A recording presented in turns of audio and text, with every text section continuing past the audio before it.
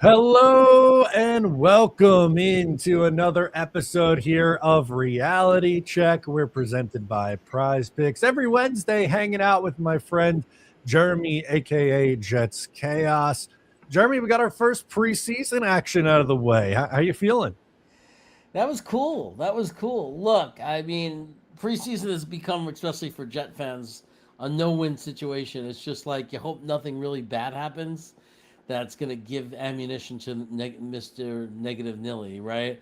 Nothing good's allowed to happen because anything that good that happens doesn't really count because it was preseason or because we weren't going against the ones. There's no winning, right? There's no celebration, nothing good.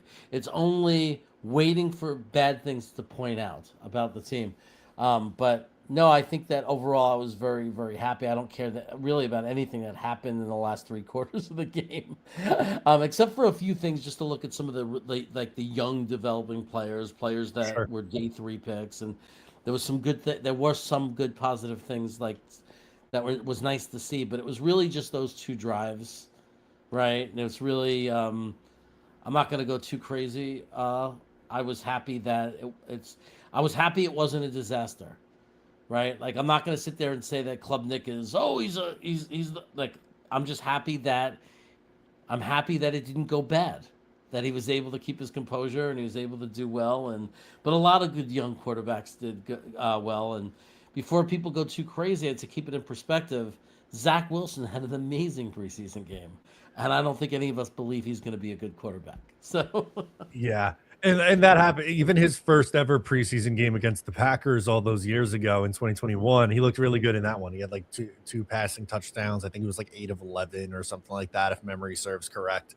So we don't know, but you obviously, as you pointed out, you obviously wanted to go well rather than not go well, and right. give us something good to talk about. It's funny. I think you could spin it really however you want to fit your already preconceived narrative. Like if you're down on a player and they play well, then you could, oh, it's just preseason, that doesn't matter. And then if someone you really like plays well, then it's, see, I told you this guy was going to be awesome. So it does, it's the preseason. At least this week, I would imagine we see the starters play a little bit longer. What was your take on one, I guess, Cade Klubnik starting and no Geno Smith? Let me know your thoughts on that and the quick hook on Cade Klubnik.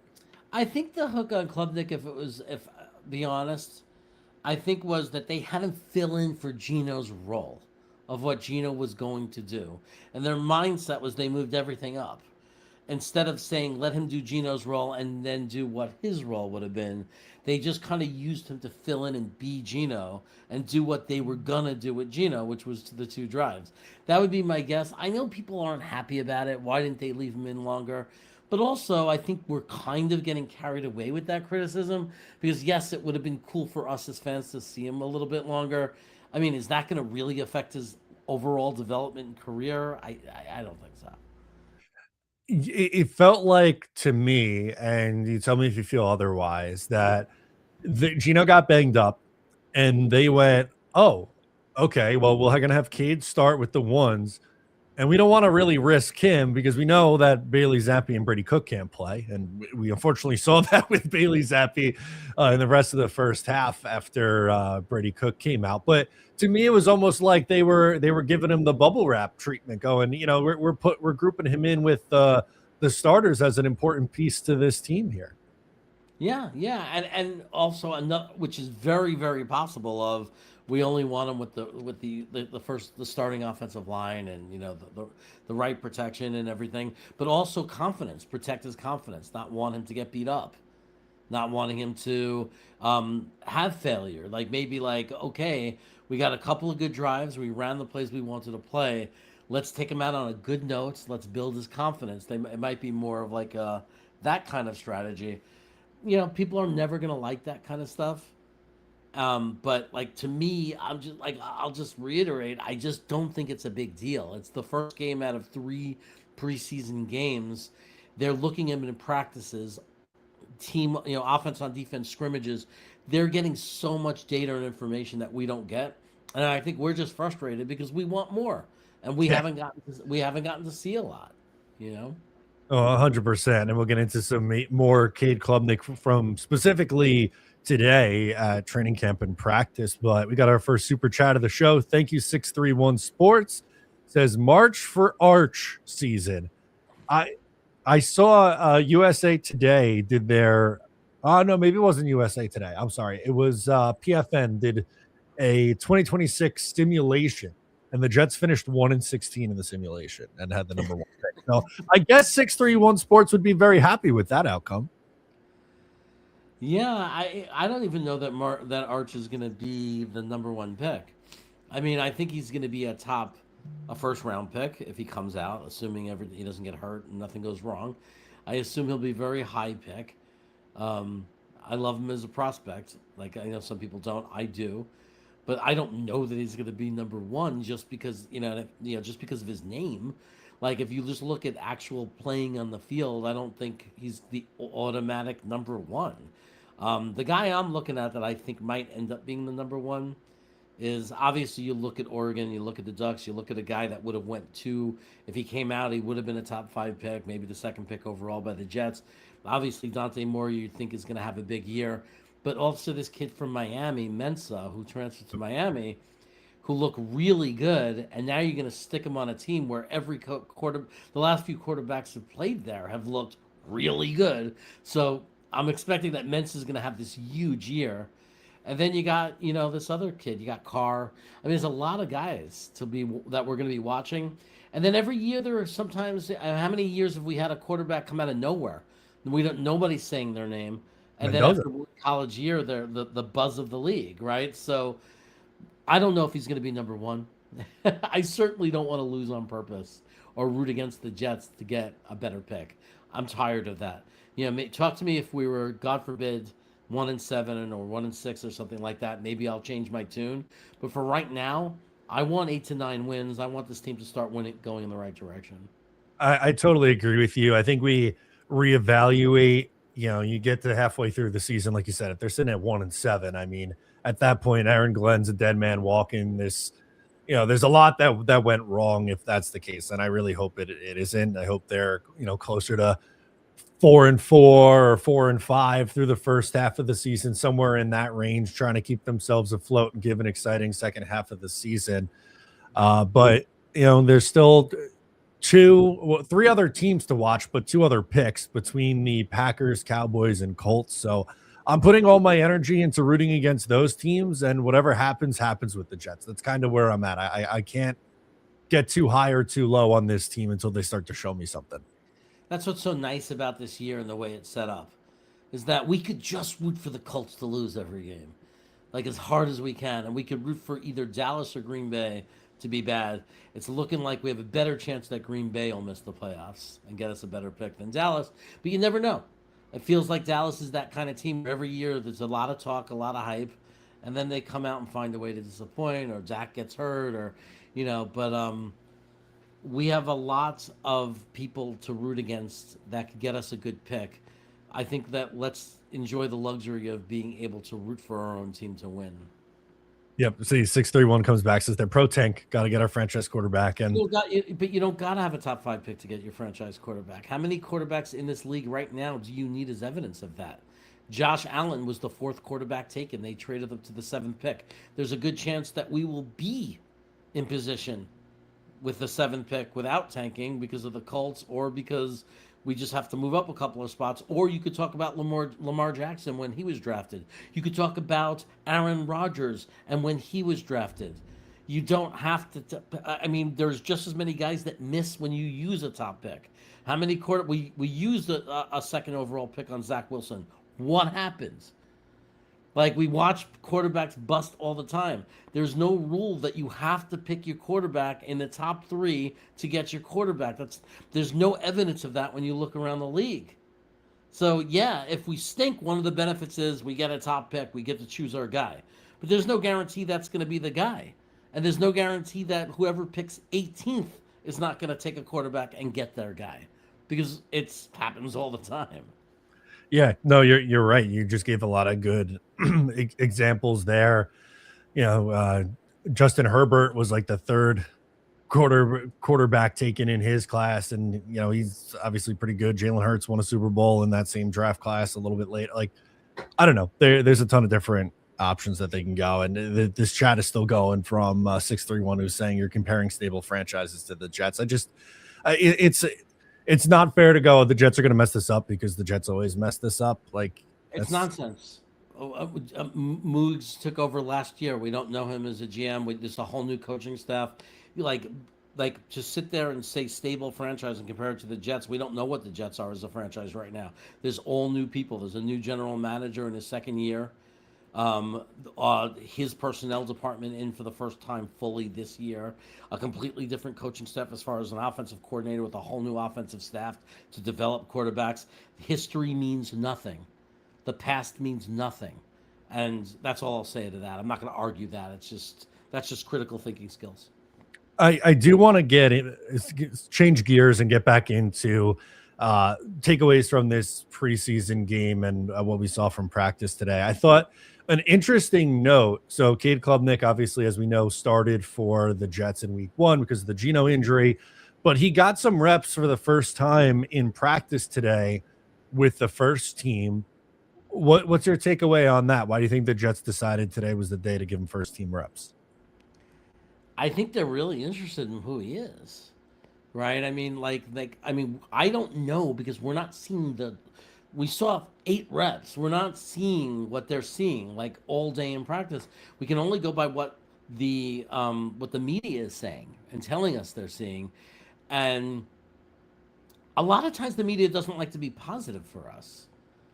And it feels like the media is saying nicer things and more excited about him than the coaching staff. Like they're being reserved. They're saying, "Oh, he's a rookie. He's learning. We're happy with what we're doing. He's smart." Like they're saying all these things, just very coach talk type things. And it's the guys like Connor Hughes that are sitting there, or Rich Cimini that are saying, "Hey, this kid looks really good. This kid's really turning some heads here." Like they seem to be the ones that are getting really excited about him. I think that I would want to see what he looks like with the number ones too, especially after you saw how fragile Geno could be. He's 37 years old, sore foot, wasn't ready to start. Like I think the reality is we got to know if this kid could be the number 2 quarterback because there's a very strong possibility that Geno Smith is not going to play 17 games. Yeah, I think it's more along the lines of that than it is, hey, like Geno's struggling and we're thinking about starting Cade Klubnik in week 1. Like I'm not ready to jump to that conclusion. No way do they want that. I think, maybe it's, hey, Geno's still not 100% right. Maybe we're going to hold him out in this preseason game in a couple of days also. And they just want to get him, reps with the guys that he's going to be playing with because, yes, he came in and looked pretty good in that first preseason action. He hasn't built in that, repetition with Garrett Wilson and A.D. Mitchell and, those guys at the top of the depth chart. He's working with, the second string guys and Isaiah Williams and Arian Smith and, guys like that. So maybe this is them trying to get him up to speed for this second preseason game if he's going to get some more playing times with the ones. Yeah, no, I don't think they're panicking on Geno and thinking they're going to have to bench Geno. And I think that even if they believe, let's say they believe, they're in a room going, "I think Klubnik's our guy. I think he's our future franchise quarterback. I think we got him." Like even if they were thinking that, I don't believe that they're thinking we want him playing now. I think they would still prefer to have the veterans start the season. And like even if they were thinking that, which I don't think they are. I don't see any indication of that at all. I think that they're 100% planning on Geno Smith being the starting quarterback. And I don't even want to get ahead of ourselves of what it would take for them to consider, "Oh, we're going to bench Geno." I don't want it to end up there. I want us to do well enough that that's not even a thought. Right. No, exactly. And I thought this is an interesting comment from Jonathan who says, "I still think the Steelers part ways with Rudolph, meaning Mason Rudolph, and we pick him up." Do you think the Jets need to add another veteran backup quarterback in here to maybe push Cade a little bit more? Because it feels like Bailey Zappi and Brady Cook are like so far down the depth chart. They're not even really rosterable NFL quarterbacks. I know that's harsh to say, but that's the Yeah. thing. Even if you wanted to keep Cade as the number 2 quarterback, right? Even if that was the plan, if Rudolph is available, you pick him up because he's better than Bailey and Brady. And if you really want to make the team as good as you can make it, there's no justification for keeping the Q3 on the roster, even if it's QB3, B Bailey or Zapp, like Brady Cook or Zappy. It makes no sense. Like they're terrible. So whether the thinking is we need to push Cade or we need a veteran QB2 and then let Cade be like learn for a year, whatever the thinking is, there's absolutely no justification in my mind if you're trying to get the best 53 that you're going to go into the season with Zappy or Brady Cook when we know that there are guys that are going to shake loose that are better. Yeah, I agree with that. I think it's the question of, are they comfortable just carrying 2 quarterbacks and like, Cade's going to be the backup, and if Gino gets hurt in week 1, so be it, he's going in, or if they go, we'd like to give ourselves a better veteran insurance policy, and Mason Rudolph or Tanner McKee or Andy Dalton, whoever fits that bill in your mind. I don't think it's completely out of the question at this point, but I don't know. I don't have a strong feeling on it. I just can't imagine, and I'm not saying it has to be a veteran quarterback, but I cannot imagine with a 37-year-old starter only having a rookie quarterback on the roster, and that's it. I just can't imagine that scenario. And I'm not saying it has to be a veteran quarterback that slides into 2 above Klubnik. I'm saying you have to have a third person with some level of competency. I'm not saying great. You're not going to get anybody great. No. But somebody who could just come in and make it not be what we saw last year with Brady Cook. It can't be that. It can't be so just completely dysfunctional. You just can't do that. Because as much as some of us, I see 631, wants them to tank, they don't want to tank. We as a fan base could argue over that, but they don't want to. Aaron Glenn is trying to win as many games as he can. There's no way that he's thinking that. So I don't know. I don't think you can go into the season with just 2 quarterbacks on the roster. I just don't think you could do it. I think you need a third quarterback, whether it's a third quarterback to be number 2 or whether it's just to be number 3.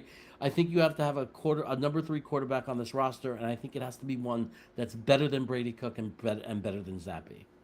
Which is a low bar. You're not really asking a lot, right? And as you said, you're not getting a superstar in that role. You're kind of picking up off the scrap heap a little bit, but guys shake loose in training camp.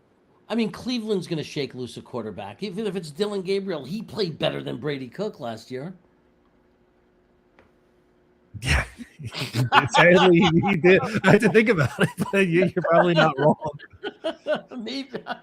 Maybe that's a mistake. I think he was better than Brady Cook. I think Brady Cook was one of the worst quarterbacks I've ever seen start a game that many. Without them finding some different solution. He was so bad. Yeah. Tim Boyle might be the worst that I've ever seen, but they pulled the plug after a game and a half. Right. At least they pulled the plug on him. I mean, oh gosh.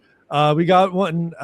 We have a super chat I'll get to in a second, but I wanted to pull up this comment from Ryder. It says Jeremy is correct. Klubnik can be the number 2 and still add a veteran. And I think that's probably my preferred option. I just don't want the Jets to be in a spot where, and this happens a lot, unfortunately, which ironically outside the Rodgers 2024 season, which he was coming back off an injury and played every single game.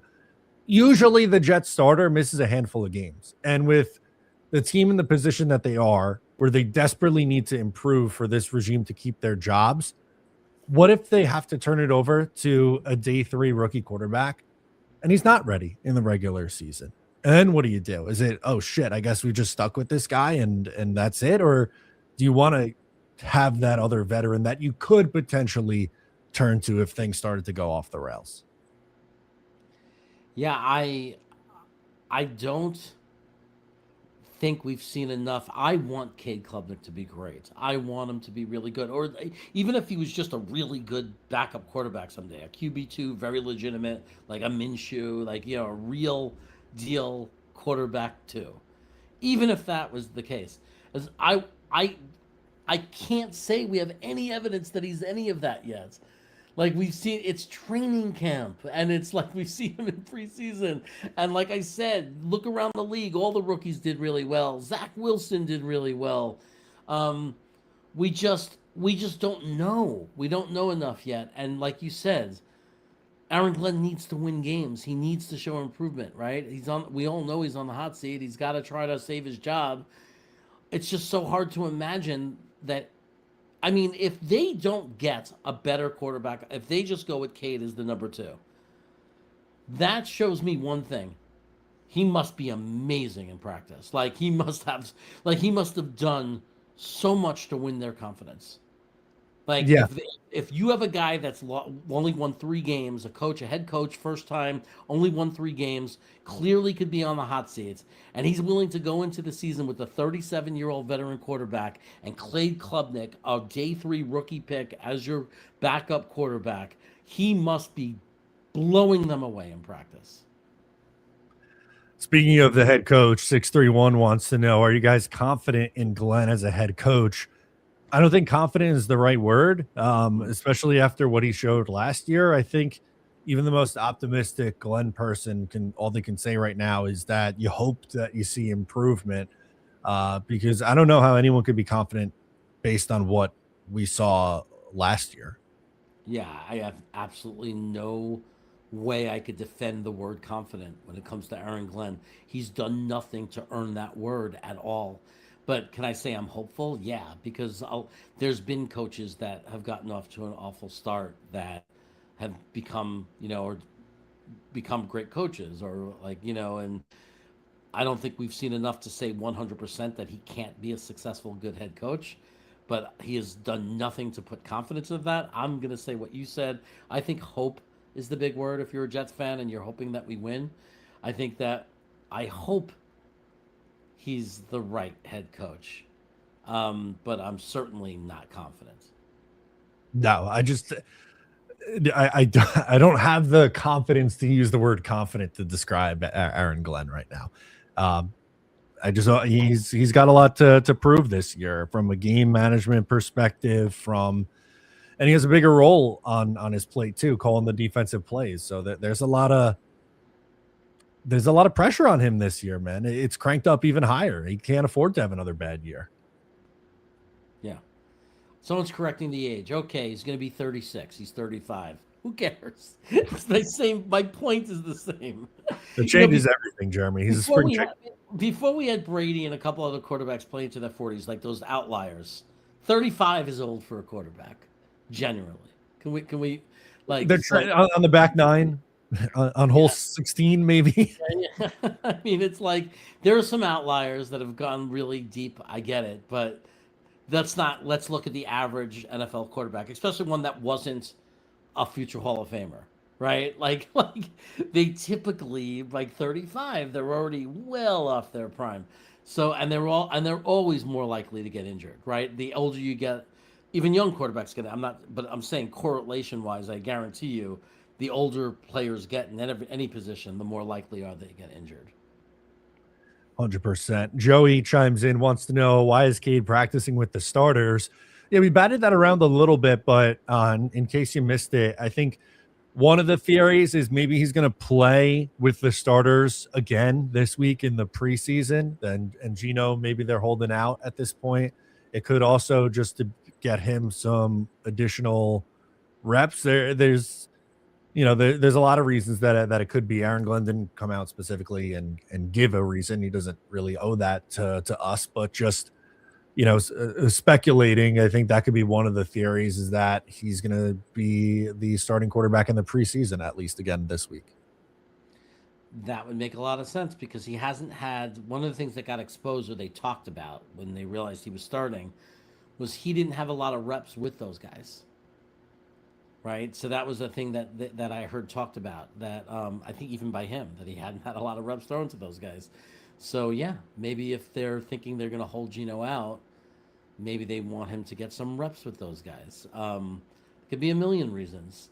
I just don't think that Gino could have done anything in the last 5 days or a week that made them suddenly do a complete 180 or 360 and say he's not our starter. And I could live with, because I would be curious. I would want if Cade was having a great camp and like really like, oh my god, if he was a top 10 pick, we'd be considering starting him. Like let's say if he's having that kind of magical camp, or he's having such a great camp and they love him so much, I could imagine a scenario where they just want to see him with the number ones. Yeah, no, that's true. I don't really think, and you were just saying this, but I'm going to say or reiterate it here. I don't think this is them changing their minds on their plan for the starting quarterback. I think it's just to get him some more reps, because there's very well could be a scenario where he does have to come in and play with the ones. And, he got 2 drives with them in the preseason, but, that's not really a ton of time. What, 8 throws to try to get in rhythm and get some chemistry with the starting guys? It's not a lot of time here. Yeah. It's not a lot of time. I don't know, man. I just think that it's funny that people are saying that they're thinking of benching Geno Smith, and that's why they're doing it. I just think that's funny. I do. I agree with you. We got some more stuff to get into, but want to shout out the sponsor of the show, Prize Picks. Prize Picks is the official sponsor, and they have some lines available for week 1, which is just a few weeks away, like Breece Hall rushing yards more or less than 64.5. You got Garrett Wilson's line set at 67.5 for receiving yards. Sign up for Prize Picks. Use promo code HMA. When you do so, if you win your first $5 bet, you get $150 from Prize Picks. We'll be making plays all season long, and Prize Picks is now available in New York State. All right, let's hop back into this one. I wanted to gauge, I think we talked a little bit about it at the end of last week's show, but where Omar Cooper played in the preseason, and there was a clip of him dropping a pass in a drill, and the Fantasy Bros are now back calling Omar Cooper a bust and that he's awful and he absolutely stinks. I don't understand how this is becoming an issue.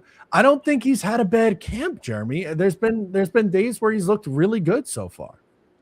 What started this was the Isaiah Williams having a great camp.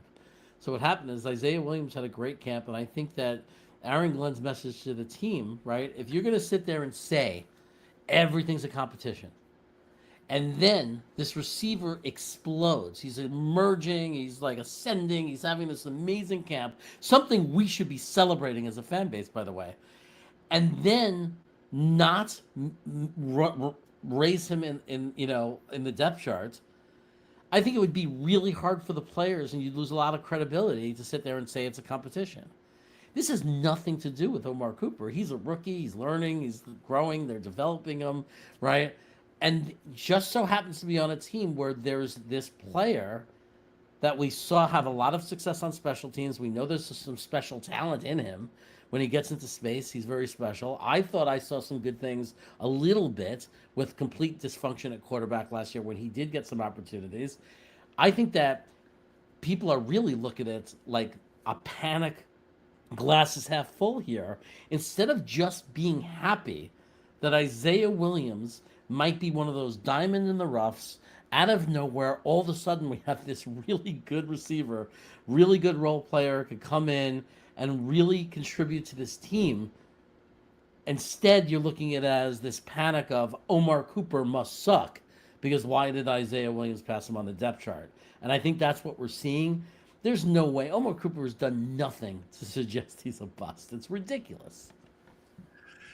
Yeah, it's wild to me. And the Jets finally have a good problem, even if you want to call it a problem, which I don't believe that it is, where they actually have some talent at the skill positions. Like, how many years in a row did they go into the year on offense and it was like you have Breece Hall and Garrett Wilson, and other than that, it's a wing and a prayer? Last year, Josh Reynolds and Tyler Johnson were their number 2 and number 3 receiver going into week 1. And now you have A.D. Mitchell, who's looked really good. Isaiah Williams has had a strong camp. And just because those two guys have had a strong camp, that shouldn't be held against Omar Cooper. Like, I don't Correct me if I'm wrong, but I think they're going to use all four of those guys, Jeremy. I don't think they're just going to throw Omar Cooper to the side and he's going to be healthy scratch the entire season. I don't get it. I really don't. Yeah, it's amazing. Like to like the overreaction to someone dropping a pass. It's unbelievable. Every single wide receiver in the NFL drops a pass. I don't. It's all about the over. Yeah, you look at all the data. How many targets, how many times, and then people who drop a high percentage of passes. That becomes an issue, and they become known as players who don't have trustworthy hands, and they have a high drop rate. But to take one play where a guy drops a pass and make any kind of judgment on that guy from one play, one drop, that means that means you're a person who, if you would have seen, there's one play where you would have thought Jerry Rice is the biggest bozo wide receiver in the world, and it came in the playoffs against the Giants. He caught a touchdown pass and just dropped it. Literally, fumbled it for no reason, running into the end zone. Giants recovered it, and then went on to win the game 49-3. I guess Jerry Rice is a terrible wide receiver. If you watch one play, you can't judge somebody by one play. And in the lone preseason game action, I know it's not regular season game, and we'll wait and see. But he caught 2 targets. He was targeted 3 times. He caught 2 balls, had a nice yards after the catch on one of the 2, and on the third one, he drew a pass interference.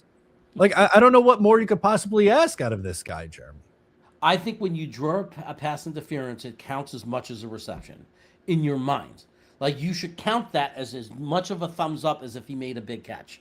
Because if he ran a route in such a way and got open in such a way that he caused the defender to have to interfere with him, I don't care if the ball was catchable. I don't care if you say the defender messed up. It doesn't matter. You have to credit the receiver on that play as a win. He won that rep, the same as if he caught a pass, because he created a situation where the defender had to hold him or interfere with him. So you're right. I mean, and the funny thing is we've seen great receivers. If you watch the first quarter of a game and Justin Jefferson doesn't have a reception yet, oh, he stinks. He's done. His career's over. Trade him. Like, I don't understand. They played 8 reps or whatever it was. There was like, how many reps? You got to look at how many reps they played, or 2 drives. I mean, so who cares if he didn't do anything? But he did do something. If he drew a pass interference, he did something. In his very first 2 drives as a player, he drew a pass interference. That's the same thing as if he made a big play. Paul O'Brien chimes in and says, regarding Cooper, I think people put more pressure on the pick because of the trade up. I think, that coupled with he was a first-round draft pick, usually first-round draft picks, like, hey, we kind of have this role carved out. You're going to be our number 1 or number 2 guy. Well, they already have their number 1 in Garrett Wilson. A.D. Mitchell, as we said all along, there was a lot of talent with A.D. Mitchell. He was a high second-round pick for a reason, but we don't know really where he is, so you need that insurance policy. That's what Omar was. And then Isaiah Williams has really come on out of nowhere. So, again, it's not like they drafted him and said, your job is to save this wide receiver room. It was to give the wide receiver room more depth. And it's an argument that really bothers me, and I think it's just amplified by the fantasy football world, because they're looking to find the next guy who's going to have 90 catches for 1,100 yards and 10 touchdowns, and that's not going to be Omar Cooper, and that doesn't mean this year at least, but that doesn't mean he's a bad football player. Someone's saying mixed martial arts. I'm not comparing those players to Jerry Rice and Justin Jefferson. I'm giving an example of why that Jerry Rice dropped a pass. So I'm saying any receiver, if they drop a pass, doesn't mean they suck, because even the greatest wide receiver ever drops a pass. I'm not comparing him to them. Like, what are we talking about? I'm not saying that Omar Cooper is going to be them. I'm simply saying that even the best players in the league go a quarter without a reception. And that's all I'm saying. I'm not comparing him. Like, why is there always someone out there? I can't. It's just unbelievable to me. The other thing is, by the way, if Isaiah Williams ends up being better than Omar Cooper and is an amazing weapon on the field, and gets 800 to 1,000 yards and 5 or 6 touchdowns and is this incredible complimentary guy to Garrett Wilson. And A.D. Mitchell ends up being this guy who's just an amazing big play guy for us and all that stuff. If all that was to happen and Cooper busts, guess what? That's part of the NFL when you're building a team. Yeah, sometimes, right? Like you're not going to be right about every player. Sometimes you're right about players. Sometimes you're wrong about players. But as a GM and as an organization, if it comes from somewhere else, if it's an undrafted free agent, that's the stud for you. Who cares? Does it really matter at the end of the day? As long as some of them are really good and we become a good football team, I think that's all that matters. Like Grenade says, oh no, our third and fourth receivers are really challenging each other for a spot. Also, steak is too tender, my lobster's too buttery. What the hell are we even talking about? That's such a good comment. Yeah, that's a great comment. Jonathan Lee's up next. Thank you for the super chat. Says last time we drafted a first round wide receiver and he didn't start right away was Garrett Wilson, excuse me. Trust the process, guys. Omar is going to be fine. Yeah, I'll never forget standing in the rain and watching drawn up targets for Lawrence Cager with Garrett Wilson on the bench. What a disaster that was. But watch out, Jonathan Lee. You're comparing him to Garrett Wilson now. like oh. No, but absolutely. And some receivers, by the way, don't even really explode until their third year or the middle of their second year. Like, there's no guarantee that Omar Cooper is going to be great as a rookie. But, look at Antonio Brown's career. Look what he did his first couple of years. Like, look what the progression of his career. Look at Tyreek Hill.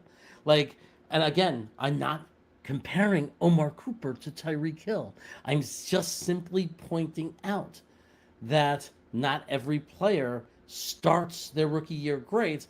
As a matter of fact, if you look at every offensive player in the NFL, look at their rookie year and compare it to year 2, year 3, year 4. I am sure it'll be very rare that the best offensive stats will be their rookie year. As a matter of fact, you might find the stats are a lot better somewhere along year 2, year 3, or year 4. So we cannot judge any offensive player by their rookie year only. I think that's a big mistake. That's a very good point. You got to see how he looks in year 2, year 3, if there's development, if there's a step back, all these things matter. Right, like it's no one's career is defined after 1 year. I think they've earned that much grace. And one thing else to say about that is it's August 19th. We're certainly not going to define this guy on August 19th. Yep. No, 100%. 100%. Obviously, the Jets have their second preseason game coming up on Friday against the Pittsburgh Steelers.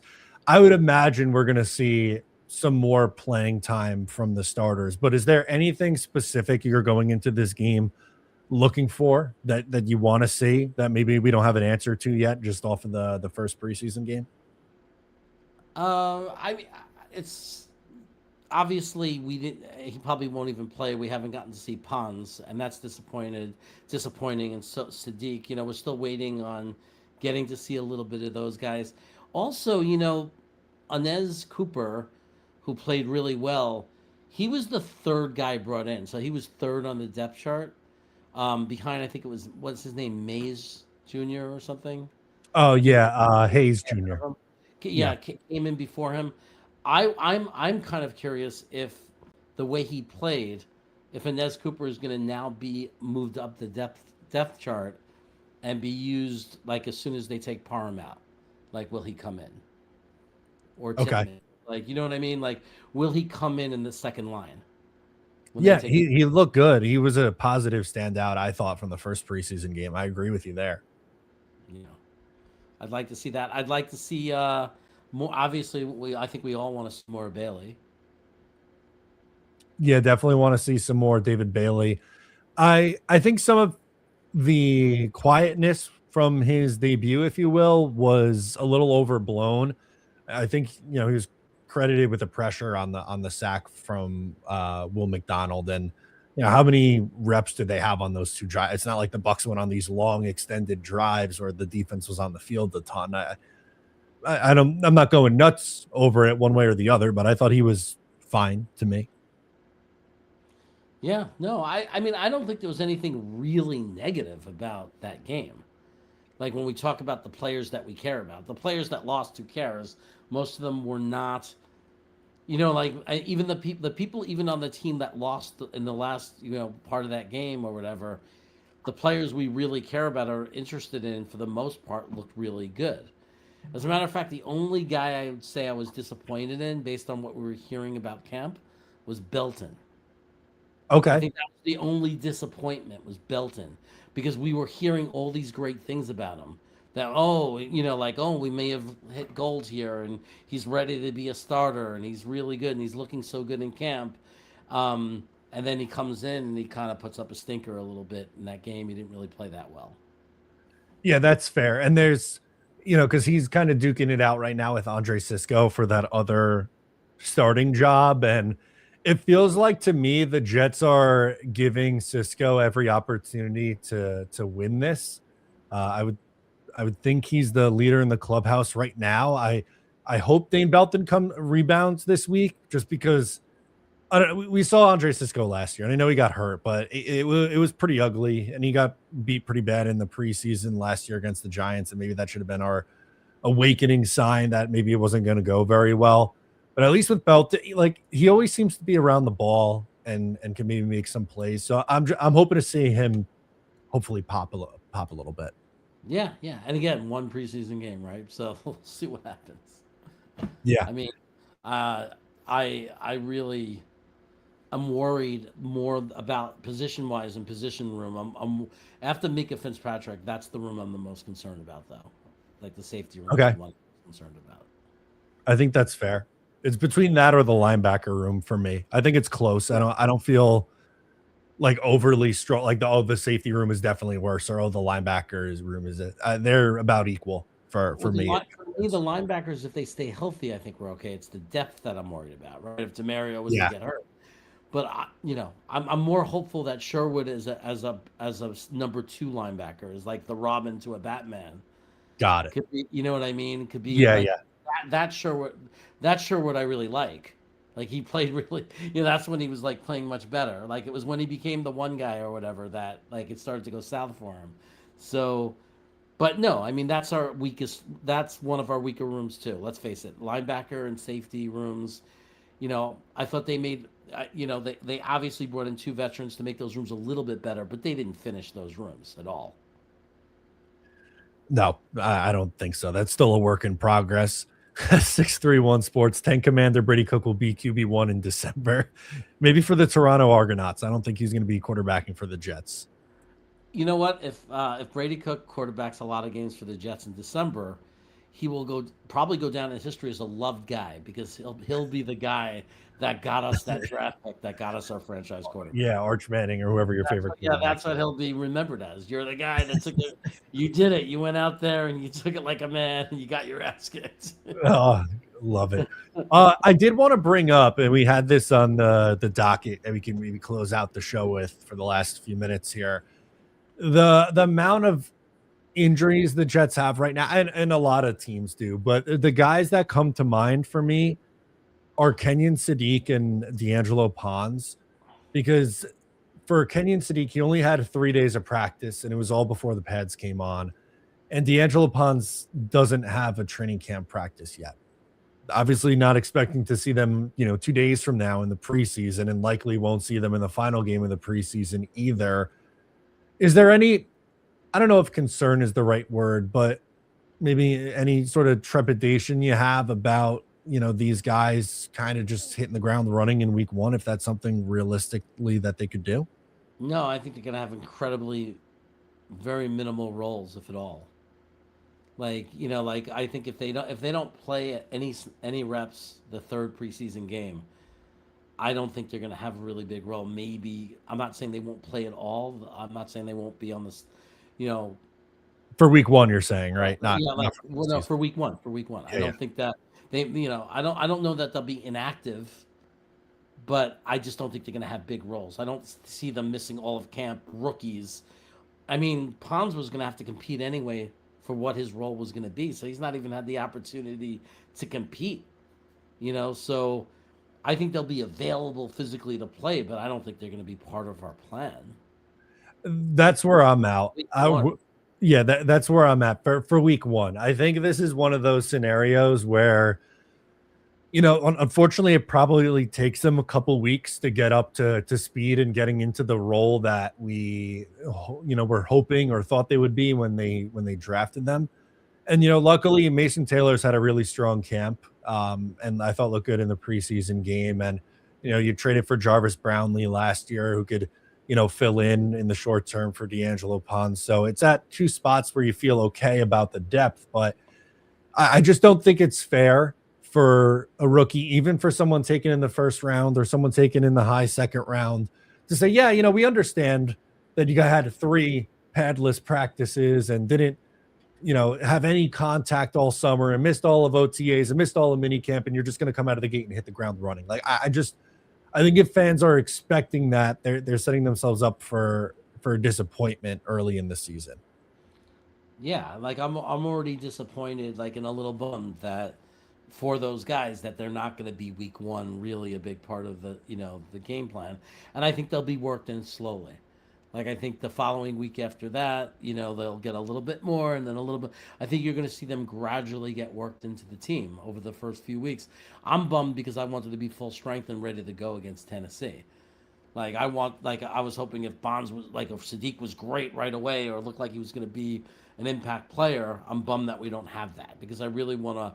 I think week one is a really important game to win if we're going to have any kind of success this year.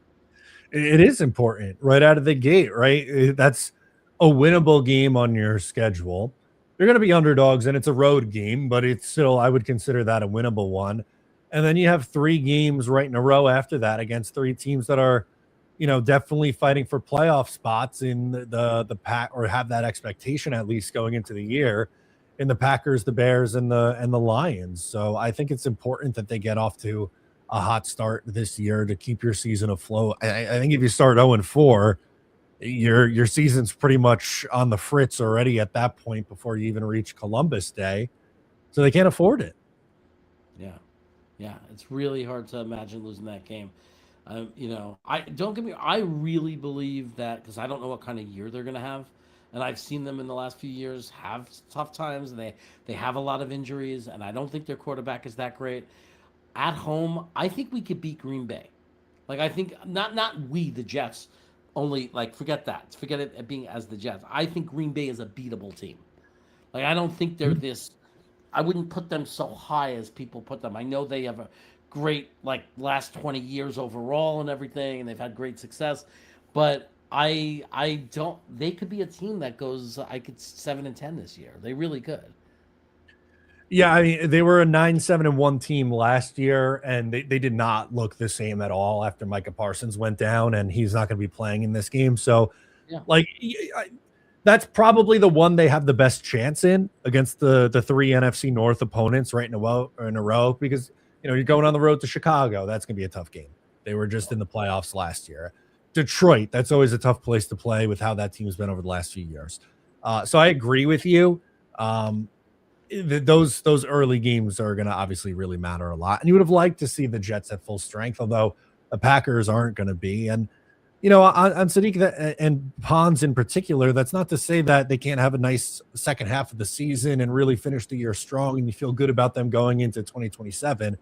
I just wouldn't expect, Kenyon Sadiq to have, 7 catches for 90 yards in week one. And I don't think D'Angelo Pons is playing 100% of the defensive snaps. They're probably going to be on a pitch count to start the year. That's all. Absolutely. And, the thing that worries me about losing to Tennessee is why. Like, even with those guys on a snap count, like, what is it about their roster? And if we can't beat that roster, who can we beat? I mean, I know they're talking about this quarterback. We don't know, right? He didn't have a great rookie year, but he's definitely not. We don't know he's a bust, right? You don't know 100% about this kid, Cam Ward, right? We don't know about him yet completely. He's still like, the jury's still out on this quarterback. So I guess if he comes out and he's amazing, then you could at least have a reason why you lost to them.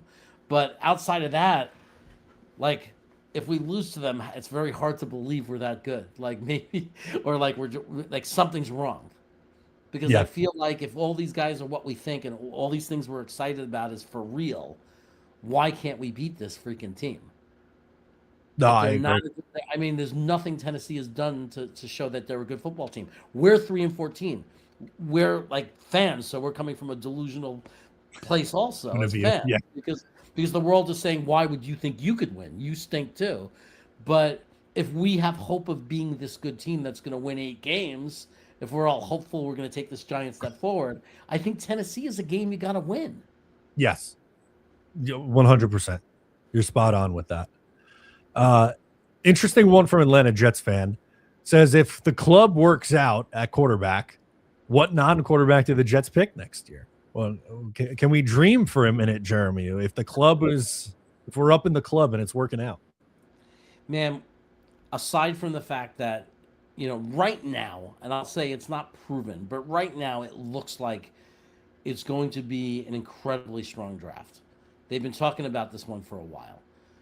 We don't know because the season has to be played out, college football, right? And things change. We saw it happen with the quarterbacks last year. We saw the quarterbacks all fall off, except for Mendoza. So we don't know 100%. But it's looking for right now at this moment, there's a lot of optimism that this is going to be an incredible draft. The best part about this scenario, as unlikely as it is, if somehow we go into next year's draft and somehow Klubnik got in and proved to us he's our guy, the best part about that is having 3 first-round picks and not having to worry about quarterback. And more importantly, we found our quarterback, which is the greatest thing in the world because we haven't done that since, I don't know, ever in my life. Because anytime we found our quarterback, they get hurt. I think that it would be just an incredible, incredible thing. I don't know who we'd pick. I know there's, Smith from Ohio State. I mean, there's incredible players out there. I think even if Bailey's really good, you can never go wrong. There's like 3 edges coming out in next year's draft that are going to be very special. Maybe you find your complement superstar edge to go alongside Bailey. And then McDonald's your pass rush specialist. So, that complements those guys.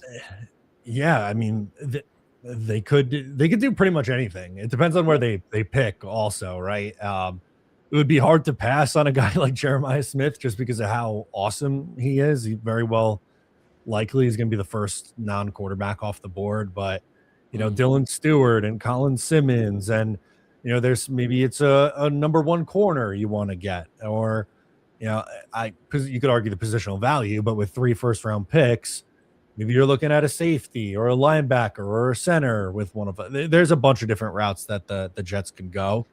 Depends on where these picks end up falling for you. But to me, the positions of need, if we're going to do it like that, linebacker, safety, center feel like the most obvious needs. And I could see them adding looking for a cornerback 1. Or maybe if they are up high enough and Jeremiah Smith is there, they take him just because he's that good. Right. And I really want the center to come with our 2nd-round pick. Because I feel like every year there are plenty of centers in the 2nd round, and plus we're going to have a lot of money in free agency. Right. So you might you might be able to do that too. So, but what if you have like a crazy prospect at center, like we've seen? Like, what if there's a guy everybody's talking about, and you use your 3rd first-round pick on him, and like at 24th, whatever number that is, and sure. you, what if, maybe, I mean, there's so many options. I just know it's going to be a really strong draft. I don't know what I'd be more. I mean, the most exciting part ever though is when you find your quarterback. The most exciting part about that, especially as Jet fans, is, oh my God, we found our quarterback. But that's so unlikely. There's so many things that have to happen. First of all, Cade Klubnik would have to get the opportunity to play enough games to convince us of that. And number 2, Cade Klubnik would have to be good enough for that to be reality. Yeah, he's got to, I would imagine, have to play at least 10 games and look really good in those 10 games for you to pass on taking a quarterback. Right. He couldn't just have a few flashes. It would have to be like a crazy thing. Talk of the league. He's lighting it up. He's throwing plus again.